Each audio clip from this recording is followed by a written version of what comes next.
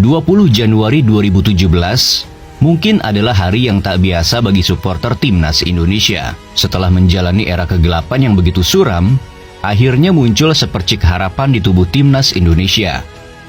Ya, 20 Januari 2017 adalah hari di mana timnas Indonesia resmi dilatih oleh pelatih asal Spanyol, Luis Milla. PSSI resmi menetapkan pelatih asal Spanyol itu sebagai pelatih timnas Indonesia. Walau tak selalu menang, namun permainan timnas di era Luis Milla mulai nyaman untuk dipandang, sehingga banyak supporter mengatakan jika Luis Milla berhasil menerapkan tiki-taka Spanyol ke timnas Indonesia.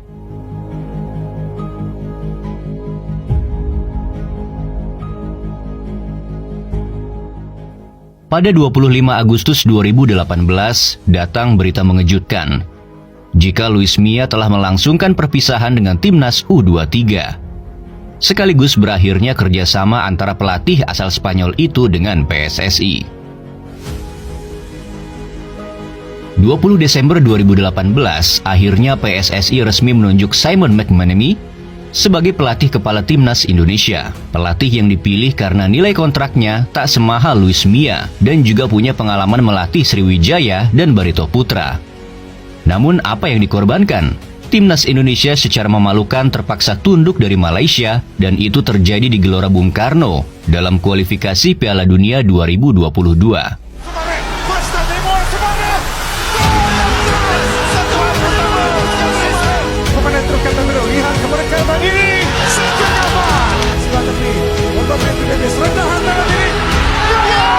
Yang paling menyakitkan adalah dari 8 pertandingan kualifikasi Piala Dunia, timnas Indonesia harus kebobolan hingga 27 gol. Yang artinya, timnas Indonesia kebobolan lebih dari 3 gol setiap laganya. Dan para supporter dengan perasaan yang teramat kecewa, harus menyaksikan timnas Indonesia hanya menempati posisi juru kunci dan terlempar jauh ke posisi 171 ranking FIFA.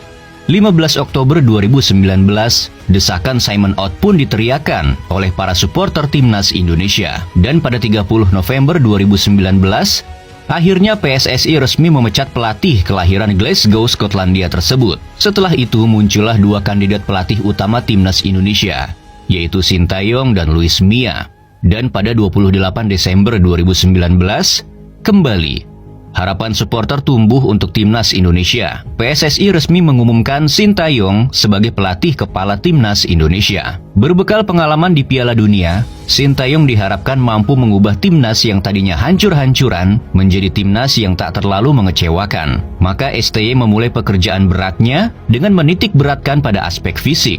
Ya, timnas saat itu seperti datang dari ketiadaan. Saking minimnya fasilitas dan buruknya kondisi fisik pemain timnas, Sintayong bahkan mendatangkan alat bernama SmartGate dari Korea Selatan untuk menguji speed, agility, dan fitness para pemain. 9 November 2021, Elkan Bagot resmi memilih Indonesia sebagai kewarganegaraannya. Di ajang AFF 2021, penampilan Elkan Bagot pecah, bahkan ia berhasil menyumbangkan gol pertamanya bagi timnas Indonesia saat melawan Malaysia.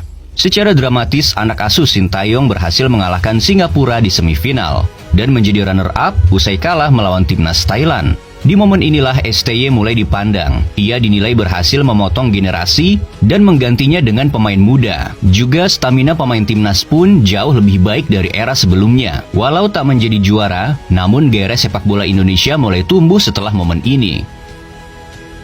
12 Agustus 2022, timnas Indonesia U16 berhasil menjuarai AFF Championship di bawah kepelatihan Coach Bima Sakti. Sebuah hadiah indah bagi supporter timnas, namun juga sebagai momentum menyedihkan bagi sepak bola Indonesia.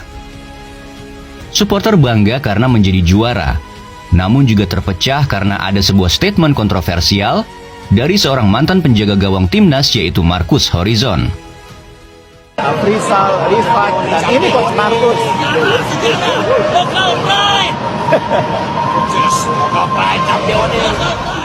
Dari sanalah istilah local pride, pemain asing, dan istilah-istilah perpecahan mulai sering kita dengarkan. 8 Juni 2022, Mark Klok menjalani debutnya untuk timnas senior dan berhasil membawa timnas Indonesia lolos ke Piala Asia 2023 lewat jalur kualifikasi. Dan dari situlah muncul istilah Garuda Bangkit bersama Sintayong. 24 September 2022, Timnas Indonesia makin tak terbendung dengan berhasil mengalahkan Timnas Curaçao dalam 2 laga sekaligus.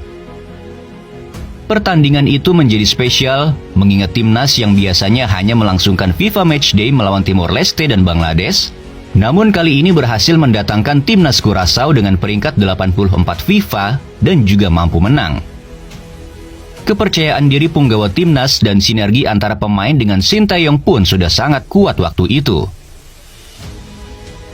Saat Timnas sedang bagus-bagusnya, maka terjadilah sebuah kejadian tragis yang membuat Indonesia mendapat sorotan dunia.